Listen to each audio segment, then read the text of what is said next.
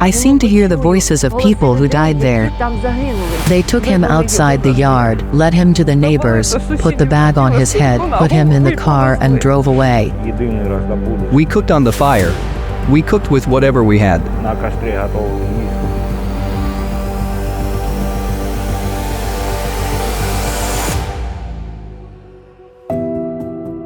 The artist Natalia Samus lived in Izium as a child.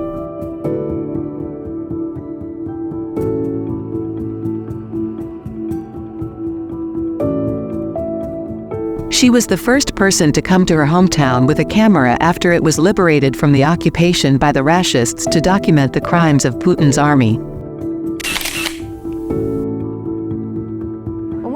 In my childhood memory, I remember Izium as a clear sky, May, blooming gardens, and the sparkling Siversky Donets River. And when we were told at school about the War of 41, about the horror and devastation here, we could not even imagine that it could not only happen again, but also get worse. And now, when I was in Izium after the occupation, as a photojournalist, taking pictures, only my camera helped me out. Because I was working and not paying active attention to what was around me, otherwise I could have gone crazy. When I was filming here, first of all, we drove up from the lower city. And there are 2 5-story buildings, almost destroyed.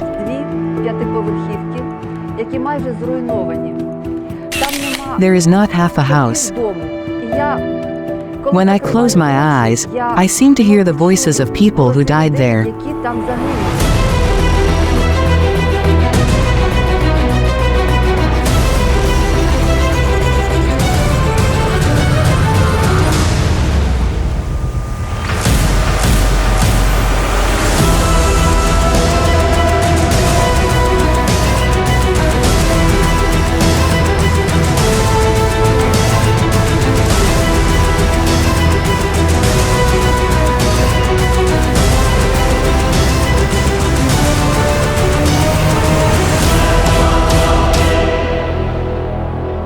When there was an occupation here and no humanitarian aid could be brought in, people had no food, no electricity, no gas, no water. They survived as best they could. It was winter, spring, and summer. It was horrible.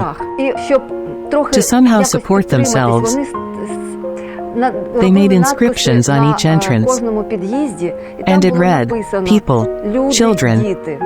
To prevent anyone from entering, to prevent destruction, to prevent murder. But this did not stop the occupiers. The director of the Izium City Central Library, Oksana Zavhorodnia, witnessed the invasion of the city by the Russian army. I met the war in Izium, at my workplace. I heard the first explosions on my way home from work. The first explosions were heard. They happened at the end of February. Our library was destroyed from March 2nd to March 3rd. The bomb fell in the center of the city. And as you can see, all the windows were blown out. Everything was wide open. The library collection was lying around. It was winter.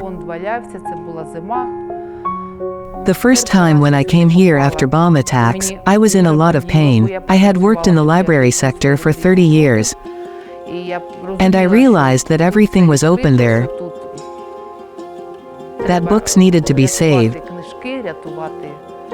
Some computer equipment needed to be saved. And I came here for the first time on March 6th. The airplanes were flying. Of course, we were bombed from above. Bridges were destroyed. And we were cut off from the rest of the city. People lived in basements. Since March 2nd, we had gas cut off, because a gas pipeline was destroyed somewhere. And from March 10th to 15, we had no electricity or water. We went looking for water somewhere. We went to the basements. We had to survive somehow. The worst thing is when the Air Force flies, because you don't know where they will drop that bomb. We were sitting in the basements. I was with my husband, with my mother. My mother, 75 years old. We were sitting in the basement. My mother became allergic to all this dust.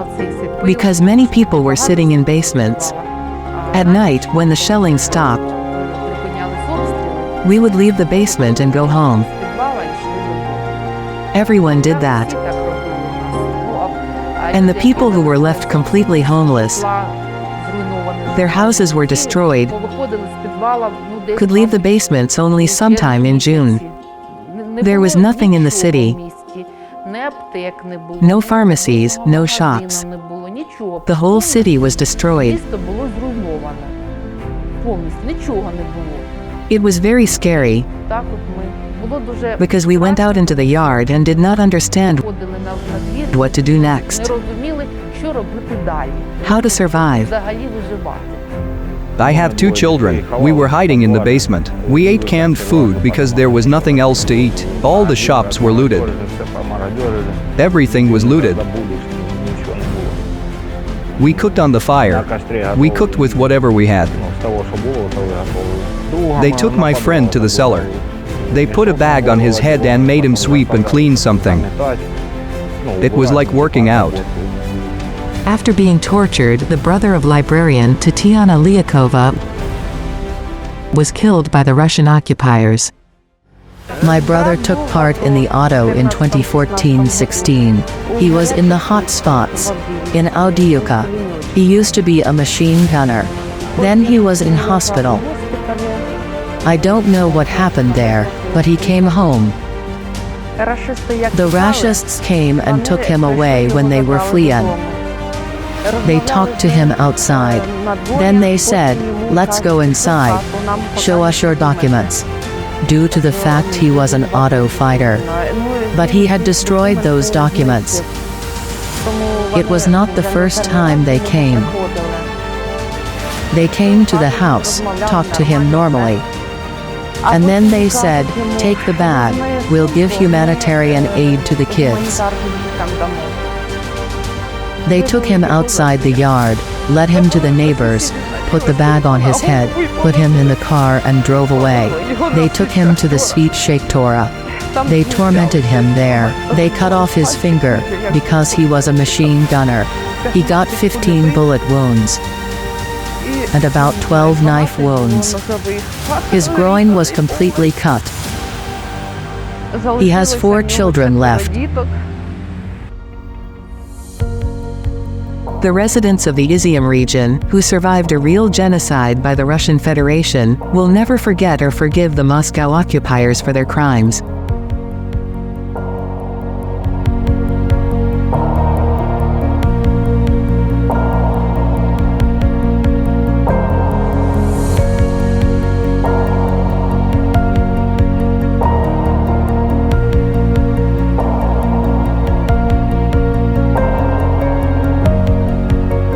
The photographs of the artist Natalia Samus will forever remain witnesses to the Izium apocalypse.